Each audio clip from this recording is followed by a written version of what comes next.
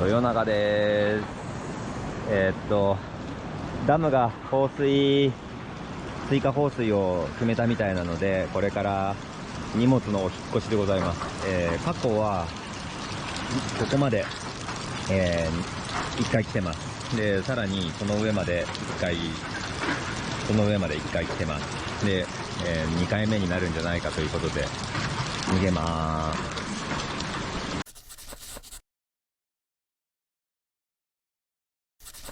久々の穴内、リトルでございます。水の減りが早いので、ちょっと頑張っていってきます。